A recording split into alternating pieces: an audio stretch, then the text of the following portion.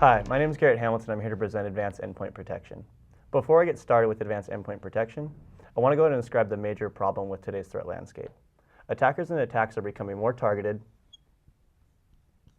more evasive, and more advanced. See, the network does a great job of controlling applications, blocking known threats, and capturing the unknown. And Wildfire does a great job of actually taking the unknown malware and unknown exploits from threat to signature quickly and effectively. But what about the targeted attacks? The kind of attacks that only happen once. The kind of attacks that are so sophisticated that only prevention and detection can occur on the endpoint. These type of attacks come in two forms. You have executables and you have documents, such as PDFs. Now, legacy approaches have a terrible time with these because in order to detect, they must know. And with unknown threats, there's no known signatures, there's no known behaviors, and there's also no known strings. And with legacy approaches, what inevitably happens is execution of malware and exploitation of applications that allow attackers to run their code lead to compromise. And it's worth noting that other vendors in the space have to allow the malware and unknown threats to run while seamlessly compromising the machine. And at that point, you're pretty much owned. Now, we believe that in enterprise security, there is a right tool for the job, and there is an advanced endpoint solution that can solve this problem. Palo Networks believe that there's 5 key principles to providing advanced endpoint protection. You have to have the ability to provide protection against unknown exploits, unknown malware, capabilities to provide forensic threat information, and this is important in terms of threat information because although we prevent the attack, we also want to be able to share it across the enterprise and across our other customer bases. 4, probably the most trivial, is scalability and being lightweight. Now, advanced technology is useless unless it interferes minimally with the user and also provides complete protection for large and small enterprises. And of course, one of the most important pieces is seamless integration with both our network tools as well as our Wildfire Threat Cloud. We believe Traps is capable of addressing these 5 principles. Let's go ahead and dive into exploitation prevention, for example. I have a PDF document. On execution of that PDF document, Adobe Reader is spun up, allowing us to inject our Traps DLLs into the process, allowing for exploit prevention. Now, if we take a step and an exploit is attempted on Adobe Reader, for example, we're going to take immediate action. We're going to take forensic information around the prevention, because although the prevention has completely stopped the attack, there's still valuable information that can be taken away. And probably equally important is we completely stop the process. Now, from this point, we relay the information to our ESM, our Endpoint Security Manager, where our user is notified and alerted and can take immediate action. All the meanwhile, our endpoint is saved. Now we've discussed the exploit prevention engine, let's go ahead and step into the malware prevention engine. Let's say I have a piece of malware. One of the first things we're going to do with that piece of malware is we're going to pass it through our policy-based restrictions.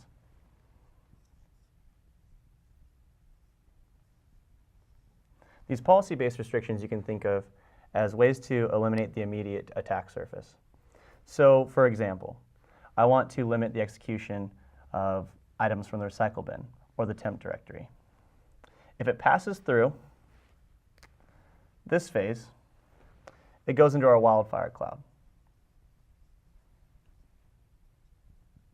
where we then reference the executable's hash to decide whether we've ever seen it from our 17,000 other customers. We actually give our users the capability of identifying malware techniques. These malware techniques can be thought of as similar to the exploitation techniques in terms of the actual tasks that a piece of malware has to commit in order to function. And at all these stages, we provide the ability to block and deny the malware. Now that we've discussed how Traps prevents against unknown exploits and unknown malware, let's dive a little bit into the architecture. It's important to note that Traps is completely agnostic to Windows environments, meaning XP, 7, and even servers are protected. Also, the way the architecture works is the endpoints react on a heartbeat. They communicate to the servers, which can be scaled horizontally for large environments, where the data is then pushed to a database. This centrally managed database acts as the aggregator and provides the ESM with all of the necessary information to provide alerts and user information that the user can work with effectively and efficiently. It's also important to note that we can provide syslog output, so you'll be able to use your necessary applications like Splunk or SimTools. Now we've had the opportunity to discuss Traps and its capabilities of preventing against unknown exploits and unknown malware. Let's go ahead and discuss some of the benefits. Traps saves its customers money by allowing the prevention of zero-day threats and their remediation costs incurred. We save our customers time by allowing for a more consistent patch management schedule. And we also provide a rich vein of threat intelligence to and from the endpoints. Now let's go ahead and dive into a live demonstration of Palo Alto Network's Traps. I'm going to be showing the ability to block unknown exploits as well as unknown malware. First, let's go ahead and show a fully patched and AV protected machine can still be exploited by an unknown threat. On the right hand side here I have Metasploit running off a Kali Linux backend, and on the left hand side I have a victim machine. Now you'll see here our Traps are currently disabled for both anti-exploit protection as well as anti-malware protection. What I'm going to do is I'm going to go and open up the listener on the right hand side here. Now that that's going, I'd like to set up a situation where we have to work with innocent documents. Every day we work with Excel, PDFs, Word, whatever it might be. The idea here is that these contain exploits, and we want to go ahead and detonate one of them. So we have a Megan Smith CV here. Now, the Megan Smith CV is running. As you can tell, it's a pretty standard document. We can make edits to it, whatever it might be. But down here on the left-hand side, there's a page count occurring. We've done this to subvert some traditional methods of sandboxing documents such as this by putting a delay timer on them. Once it's reached page 1200, we'll look here on the right-hand side and see if we have access.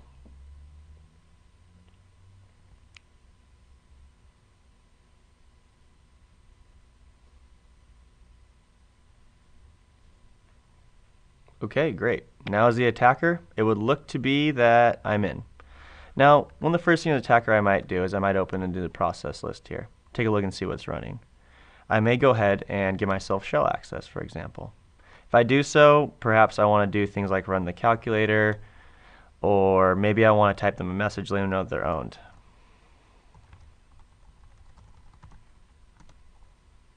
Anything of that nature.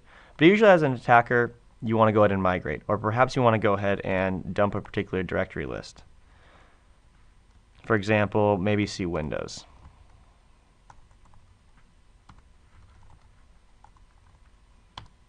Once I've reached that location, I'll go ahead and get the directory. Now I have a directory list of everything on that machine. The idea here is once an exploit's been utilized, we essentially have full rights to that machine, full access to run whatever it may be that we have to run. So now let's go ahead and take a look at what we can do from the Traps side to prevent one of these unknown exploits. Okay, now that we've gone ahead and turned on Traps exploit prevention, let's go ahead and double check that it's enabled. It looks like we're on. And then let's go ahead and end this attack and turn on the interpreter again. Okay, great. Now we'll basically perform the exact same attack. Turn on the listener, and we'll run the document again. Now as you see here, boot time very low impact. Essentially what we're doing is we're injecting our DLLs, our trap DLLs, right into this process and waiting to trap the exploit when it runs. We're not monitoring or scanning anything about the file. We're simply waiting for the exploit to come in and trigger one of our traps. Once the trap is triggered, we should completely prevent the attack, leading for the stopping of any knowledge going to the attacker and vice versa. Let's go ahead and see what happens. It looks like nothing has been interpreted on the right-hand side, and it looks like we have a prevention. So it states that traps has prevented a malicious activity. And it goes ahead and tells us the process, gives us additional details, but more importantly what it does is it sends all this information back to the endpoint security manager. This endpoint security manager itself, managing the entire endpoint, is able to go ahead and take in these alerts, process them, and make them available to the admin. Since the attack has been prevented, let's go ahead and click OK, killing the process. Now let's go ahead and demonstrate the anti-malware protection itself. As you can see here, all the boxes are checked for anti-exploit protection and anti-malware protection. Let's go ahead and demonstrate the policy-based restrictions. The policy-based execution restrictions are usually related to things like disabling the ability to run executables from the temp directory. So let's set up a situation, for example, where an attacker has somehow managed to get their executable in the temp directory and wants to run a batch script against it to execute. In this particular example, I'm going to use command shell, but the same could be batched. So what I'll do is, now that I've gone to the temp directory and found the file itself, I'll try to execute it. Upon execution, what should happen is a prevention should occur. The malware prevention engine and the policy-based restriction have enforced the ability to completely eliminate the execution of .executable files from the temp directory itself. Now, while we're at it, we might as well also demonstrate our wildfire integration. The wildfire integration piece, if you can remember from the discussions, is related to the actual detonation of executables from anywhere on the machine and cross-referenced with our threat cloud based on hash. Let's go ahead and show an example of this integration with the wildfire threat cloud. We'll close this. As you can see, we're still running the legacy AV solution on this endpoint, on the victim machine itself. It hasn't detected the malware yet. I don't believe it's going to detect the malware now. So let's go ahead and run the exact same sample from the desktop and see what happens.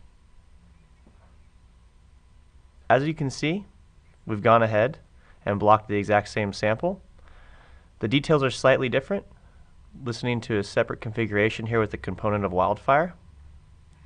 And as you can also tell, all three checkboxes are enabled, allowing us to collect the forensic data and send it back to the endpoint security manager, which I'm going to go ahead and demonstrate now. Taking a look at the endpoint security manager, or ESM, provides valuable information to the customers, such as health of clients, the ability to manage the endpoint deployment, as well as the capability to report. But probably one of the most important tabs is the security event tab that we're taking a look at here. As you can tell, the security event tab actually provides our users with the capability to identify multiple types of exploitation prevention, as well as multiple types of malware activity. So let's go ahead and dive into one of these preventions from the exploitation perspective, for example. When we dive into the exploitation attempts, what we can actually identify is the capability of the actual prevention. So what was triggered? This is important in many cases to identifying the threat within the network. And for example, let's look at the most recent one that occurred. Now it looks like from this view that UASLR, a exploit trap that we provide with our solution, caught the CV from Megan that we had noticed on the prior victim machine. It gives us additional information like what process it was, what user it was, and even some forensic information we might want to take a look at in terms of what XMLs were used. As we can tell, there was some RTF information here as well, and additional information we provide to our admin in terms of performing forensic activities. Now let's go ahead and take a look back at the threats. Let's dive into the malware threats, for example. Now as you can see, this is a better view of all the preventions that have occurred within their environment. Now we see here we have two from isthisbad.exe ran at wildfire, and we also have an execution protection. We go ahead and we divide these up because it's important for the actual admin and users to be able to define exactly what was happening. We can tell that there was a trigger for isthisbad from a temp directory, and we can tell it was a piece of malware running on the victim machine here. Now additionally, we can take a look at a wildfire example. And the wildfire example is going to let us know that this particular module was a wildfire triggered. It'll give us the direct path where that particular file was ran. And additionally, we can do things like add notes or even go ahead and retrieve the prevention data as well as the file from the endpoint. Now that sums up the Endpoint Security Manager, as well as the exploit prevention of unknown exploits and malware prevention of unknown malware.